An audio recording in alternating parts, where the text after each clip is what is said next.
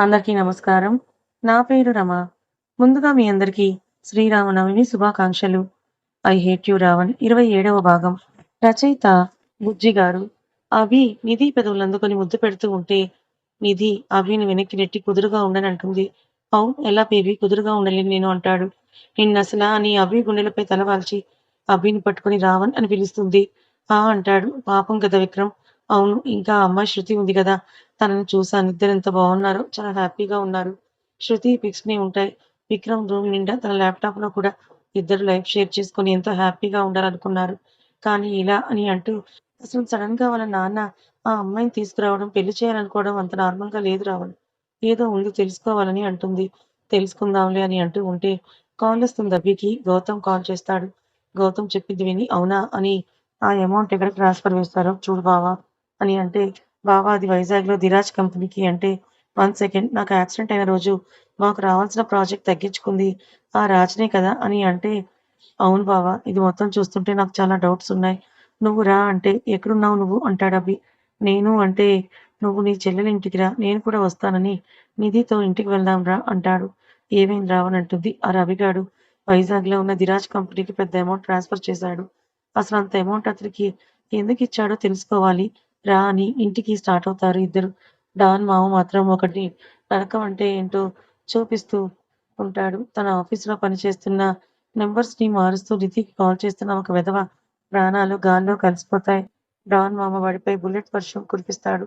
వాడికొక 2 గంటలు చుక్కలు చూపించి, వాడి ఒంట్లో రక్తం మొత్తం పోయేలా చేసి, ప్రాణాలతో కొట్టుమిట్టాడుతున్న వాడి ప్రాణాన్ని బుల్లెట్‌తో పైకి పంపిస్తాడు. ఆ బాడీ ఆనవాలు కూడా దొరకకూడదని చెప్పి, వాడి ఫ్యామిలీ ఎవరో చూడండి వాళ్ళకి ఫైనాన్షియల్‌గా సపోర్ట్ ఎలా చేయాలో కూడా చూడు మిశ్రా అని అంటూ ఉంటే, రావణ్ కాల్ చేస్తాడు డాన్ మామకి. ఏం చేశావు మామ అంటే, ఇప్పుడే ఒకడిని పైకి పంపించాను అంటే, ఆ విషయం కాదు రాజ్ కంపెనీ అంటే, అదా నీ వరకు చేరిందా అని అంటూ, ఆ రోజు నీకు యాక్సిడెంట్ అయిన రోజు మీ కంపెనీకి రావాల్సిన ఒక పెద్ద ప్రాజెక్ట్ వాడి కంపెనీకే పోయింది. నీ యాక్సిడెంట్‌లో వాడి ప్రమేయం ఉందేమో అని చిన్న డౌట్.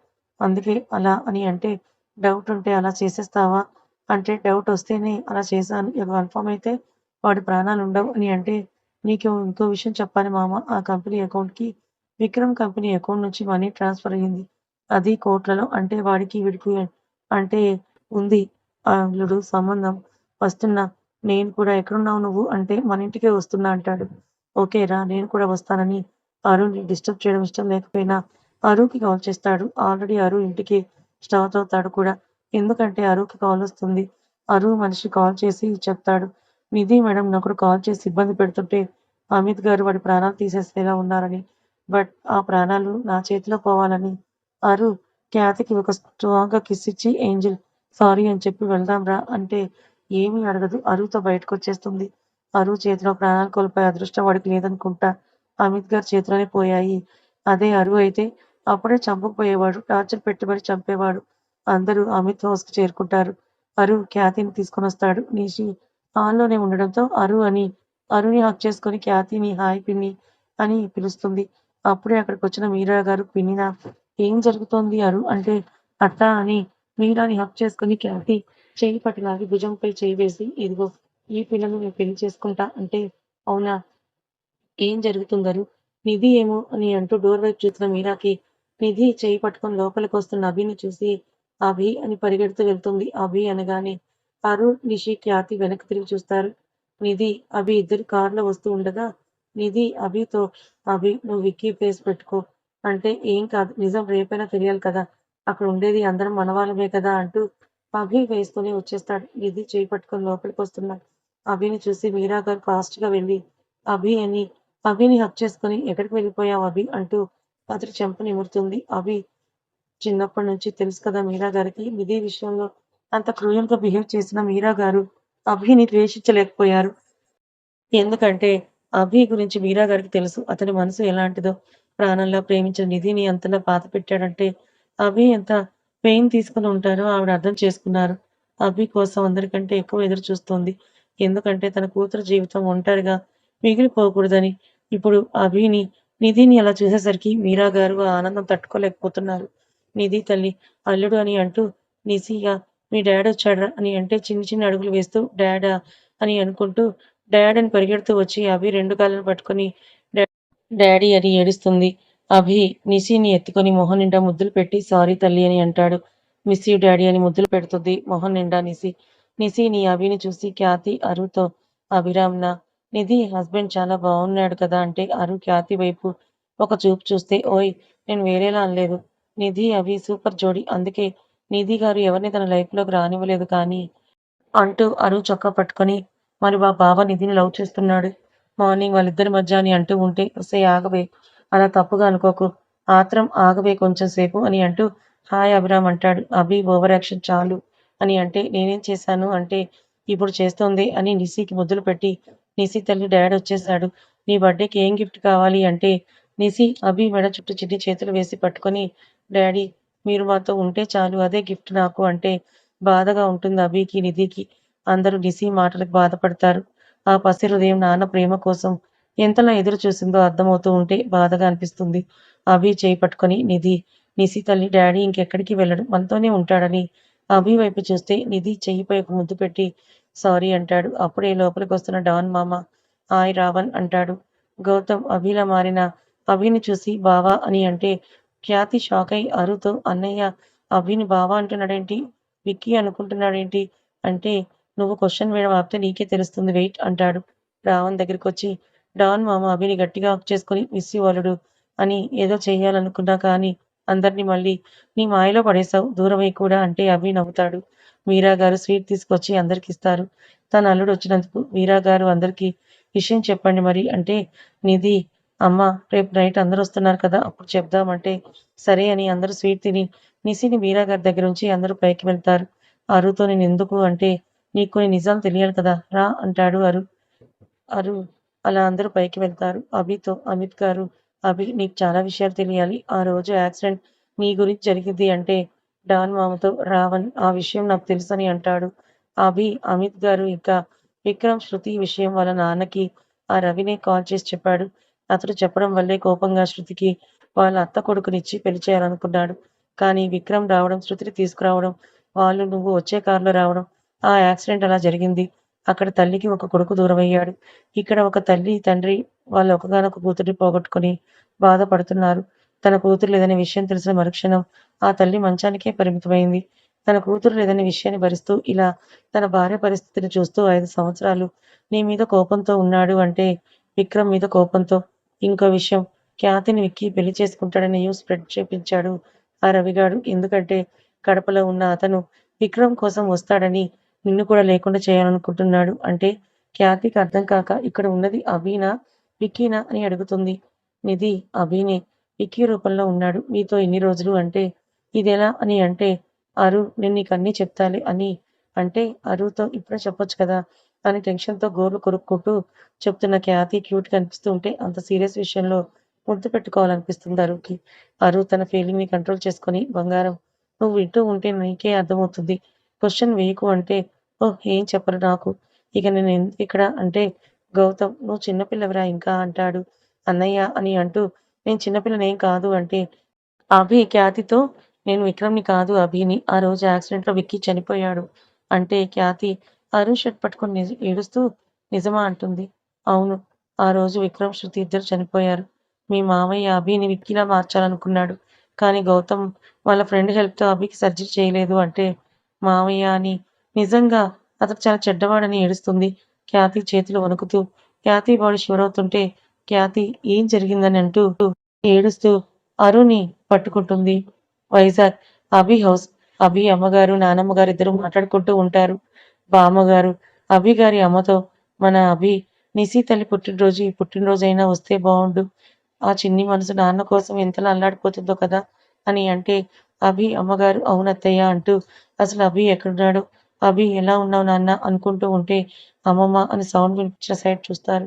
శృతి కూతురు ఇద్దరు వస్తారు. అమ్మమ్మ అనుకుంటూ వస్తున్న మనవరాల్ని చూసి జాగ్రత్త అలా పరిగెత్తకు అంటే పరుగున వచ్చి అమ్మమ్మని పట్టుకుంటుంది. అమ్మమ్మ అంటూ ఎలా ఉన్నావు బంగారం అంటే బావున్నా.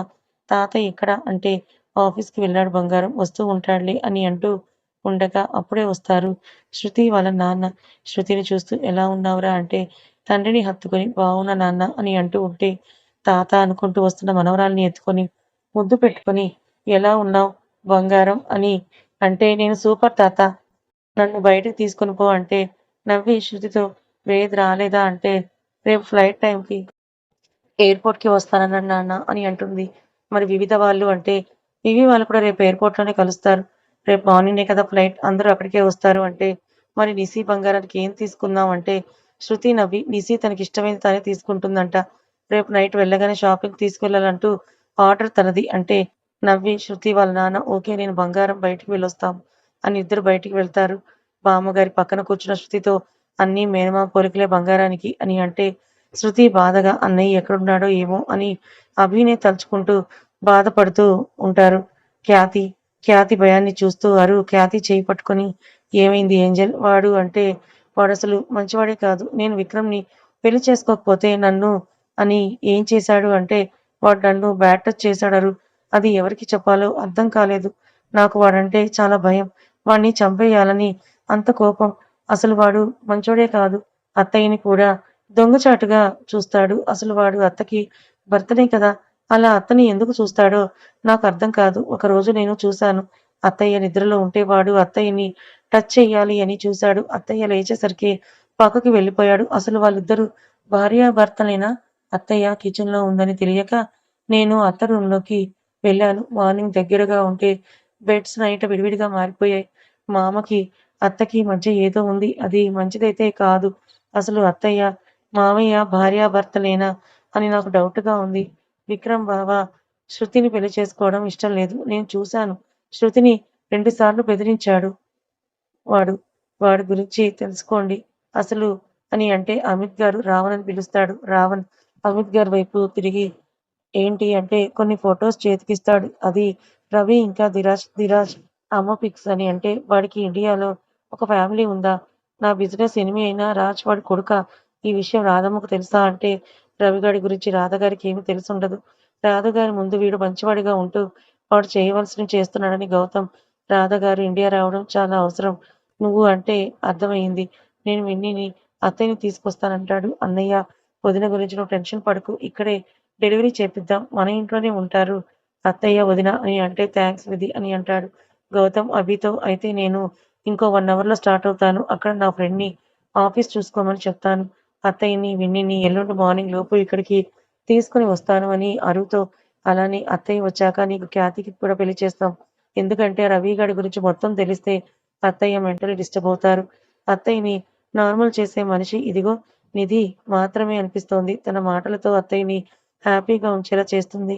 అభి తన కొడుకు కాదు అని తెలిస్తే, విక్రమ్ లేడనే విషయం తెలిస్తే అత్తయ్య అసలు తట్టుకోలేదు. అభి నువ్వే అత్తయ్యకి తోడుగా ఉండాలి అంటే, అభి రాధమ్మ ఎప్పుడు నా అమ్మనే. నేను విక్రమ్ కాకపోయినా అభిరామ్ రాధమ్మ కొడుకే అంటాడు. రావణ్ నువ్వు నిజంగా రాధమ్మ కొడుకువే. ఈ విషయం రవిగాడికి తెలుసు. అందుకే నిన్ను విక్రమ్‌లా మార్చాడు. ఇప్పుడు మాధవన్ గారు దాచిన నిజాలు ఒక్కొక్కటిగా బయటికి వస్తాయి.